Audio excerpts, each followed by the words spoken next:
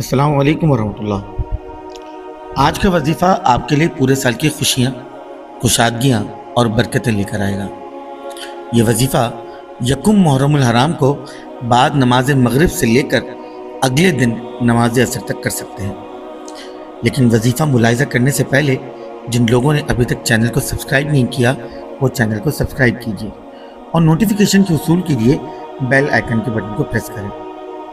آپ نے کرنا یہ ہے کہ یکم محرم جو کہ مغرب میں شروع ہوگی، نماز مغرب یا اگلے دن نماز عصر تک کسی بھی نماز کے بعد آپ نے 313 مرتبہ تسبیح استغفار استغفر اللہ ربی من کلی ذنب واتوب الیہ پڑھنی ہے۔ تسبیح مکمل کرنے کے بعد آپ نے علم و عمل، مال و رزق میں اضافہ، اولاد میں برکت اور خیر کی دعا کرنی ہے۔ آپ نے اہل بیت اور شہدائے کربلا کے وسیلے سے دعا مانگنی ہے کہ آنے والا یہ سال آپ کے لیے رحمتیں، برکتیں اور خوشیاں لے کر آئے۔